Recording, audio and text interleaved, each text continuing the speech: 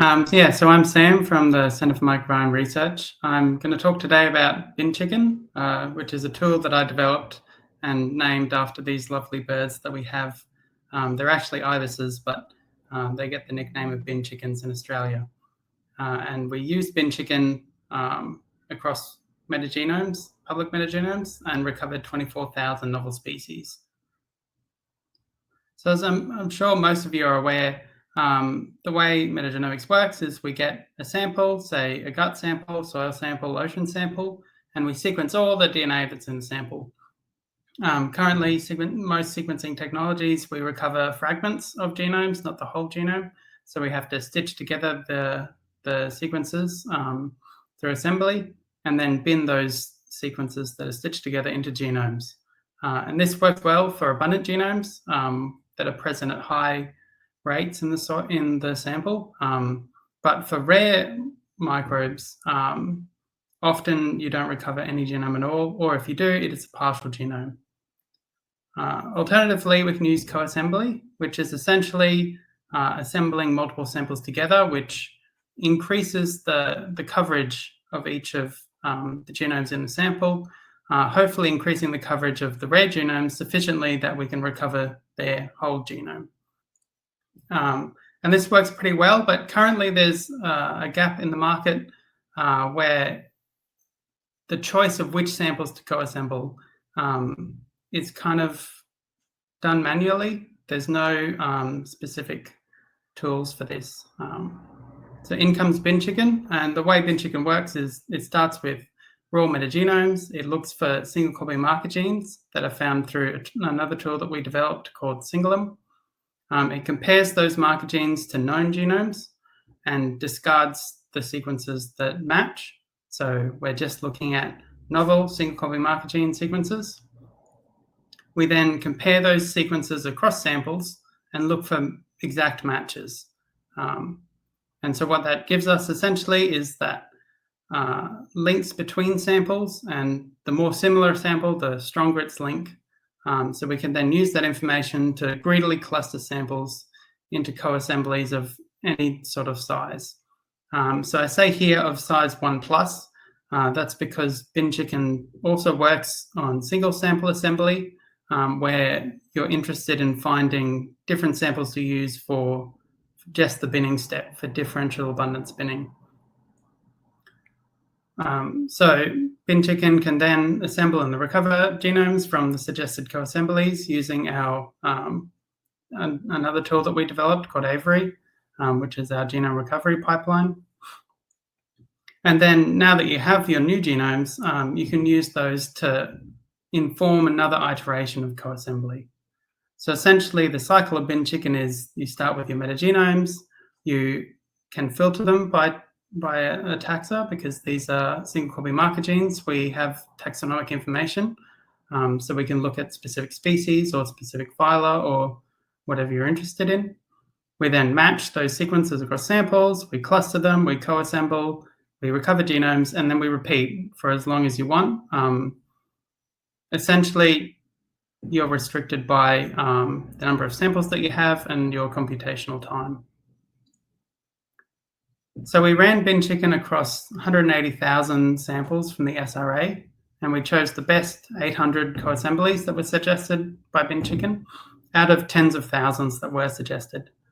And from those, we recovered 3,500 high-quality genomes, including and also 74,000 other medium-quality genomes, and all of these are from 38,000 species. Additionally, you'll remember that I mentioned you can target towards specific taxa. I chose underrepresented phyla from GTDB, and so these are phyla where previously there were less than 10 genomes recovered.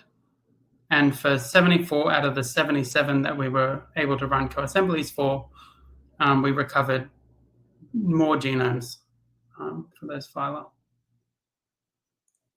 So since the goal of this project was to recover novel genomes, we compared our genome set to GTDB as well as other large-scale genome recovery efforts. And we found that 63% of our species were novel, which is quite a high rate for metagenomic studies. And this included 6 novel phyla, 38 novel classes, and 22,000 novel species. These are shown in the little circles. But if you also look at the outer band around this phylogenetic tree, the darkness of the blue indicates how much we grew that particular phyla. So if we look at Bacteria, for instance, for this phyla and 20 other smaller phyla, which is a bit hard to see in this diagram because they're too small, but for those ones, we grew the phylogenetic tree by more than 25%, some of them by more than 50%.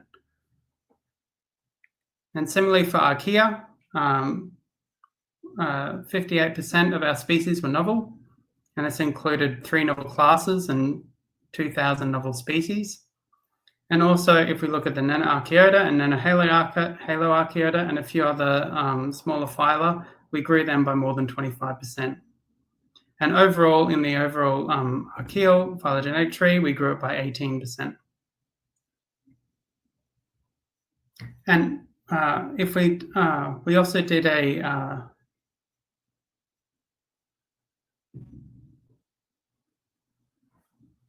what are these called?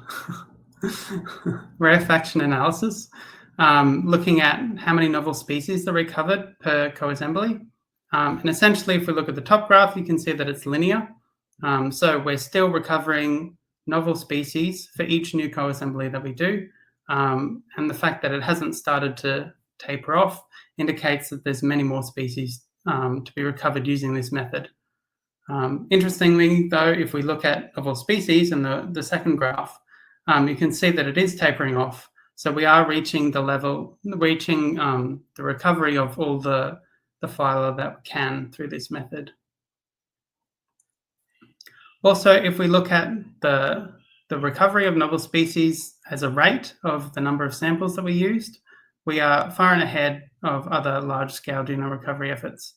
So we recover 4 times the number of novel species per sample and 10 times the number of novel phyla per sample than the next best genome recovery effort. If we look at the abundance of our novel species, you can see that 75% of them are novel, which means that they're never found in any sample at more than 1% abundance, despite some of them being found in 1,000 samples. Additionally, as you can see at the top, in the top graph, most of the species were found in 5 to 20 samples, which indicates that we're recovering the rare microbiome, species that are only present in some samples at low abundance, but are collectively quite important. So we called our data set the rare biosphere genomes. The rare biosphere genomes are mostly found in environmental samples, like aquatic samples, terrestrial samples, but also from some engineered samples like bioreactors, particularly bioreactors that were generated from environmental samples, and some were found in host samples, mostly animal gut. Notably, we didn't find any novel species from human gut samples, which is probably because of the amount of research that goes into those samples. Also, if we look at prevalence, the RBGs were found in more than 50% of aquatic and engineered samples and about 1/3 of terrestrial samples. And again, they were only found in about 7% of host samples because most of this bar is human gut samples.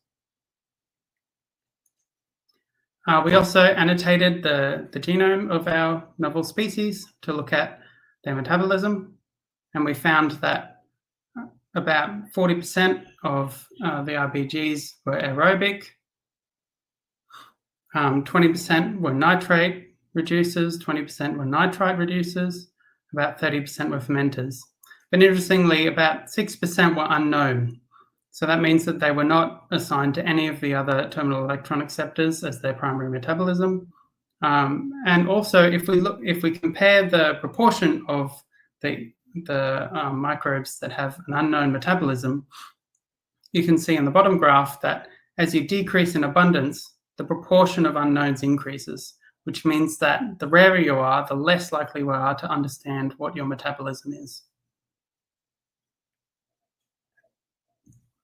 Overall, the RBGs only increased the proportion of the metagenome samples that have a representative genome, that's quite a mouthful, by 2% across all the biomes. So you can see on the first graph on the left, the red part of the bar is the increase that the RBGs make, and in most cases, it's around about 2%. But if we look on the right graph, this is only looking at the samples that we use directly for coassembly. And among those samples, we increased the proportion with the known species by over 20%. So hopefully, if we keep going with bin chicken, we can make the left graph look more like the right graph, so that we can increase the proportion of known species in some of these environments that are really low, like soils and sediments. And hopefully we'll have help with that, because bin chicken is open source and ready for use. All it needs is your metagenomes, and it's useful for data sets pretty much no matter how many samples you have, from tens to hundreds of thousands of samples. As long as you have similar species within those samples, it will suggest coassemblies that will recover rare genomes for you.